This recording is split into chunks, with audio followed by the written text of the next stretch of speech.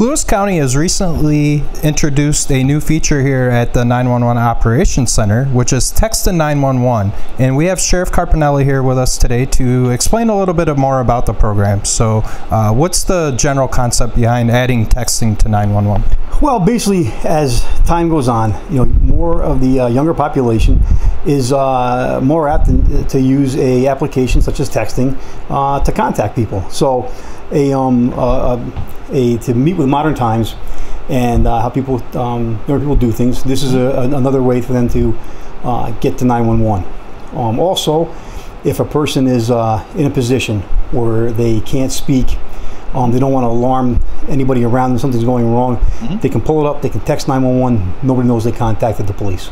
Okay, and that's we were going to get into a couple of the scenarios where this might come in handy, and one of them we were thinking of also is being a rural county, there's a lot of areas in the county where you might not necessarily be able to make a call if you're lost in the woods or something like that, but you might be able to get a text to go through, or if you move a little bit, the text will send. So that could be a signal. Okay. That. Yes. Yep. And then like cases of domestic violence, things like that, if somebody's in a situation where they might not be able to make a call to the police, but they could get a text into 911 really quickly. So, Correct. So if they do text 911, chances are the operators are going to use text back to respond to them. So they're not going to call your phone. No, they're not going to respond. You're not going to hear a voice or give that that person away if they called. No, they won't do that. Okay. And we'll do a demonstration for you here in a second and show you how it's done. Okay, perfect. Okay. Let's do a demonstration. All right. Get the phone up here. Okay. So we're actually here in the Operations Center, and the sheriff's going to put it through a 911 text call and show how the dispatchers handle that call. And basically, Nick, too, it doesn't matter where you are, like if it's Lewis County, Jefferson County, other counties that have this capability, all you do is punch in 911. Okay. That's it. Nothing else. Open up a new text? That's it. New text? 911. So simple. Yeah. Yep. Okay. The number's 911. Right. Don't spell it out. The number's 911. Perfect. All right. Let's see if we can get this to work. Okay. So I'll hit 911 and send a message. I'm lost. How's that? Yep. And we'll send it out here in a second. Hopefully we have good service. Okay. Here we go. Sending it. And we'll see what happens next. It's been sent out. Okay. So you want to see this current it should pick up. So then you see the dispatchers get alerted over here in their center.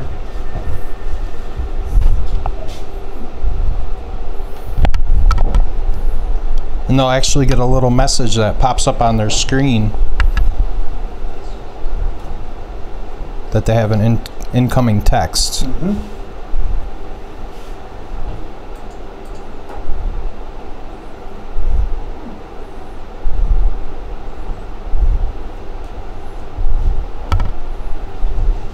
Now it comes back to me. It says 911. It says, "What is your emergency?" Back to me. Okay. With the cue for question. Okay. So once again, I'll put in there. I'm a hunter. And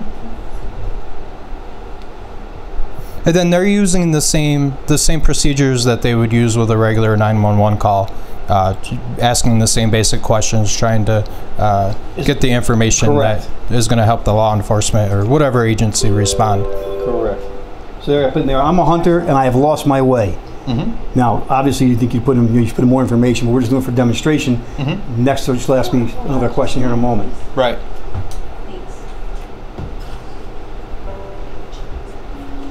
So as far as with any other phone calls, they would be able to maybe triangulate location and things like that via the text messaging as well? If there's enough signal, they should be able to do that. There we go. So now she sends back to me, dispatcher, what is your name? So now she's initiating the process of what's your name, your information, where are you, so we can send help to that location.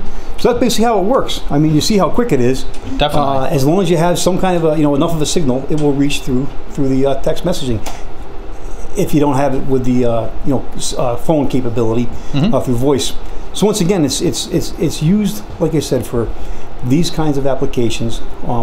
Also where someone doesn't want to be exposed to the person that may be doing them harm or about to bring them harm. Right.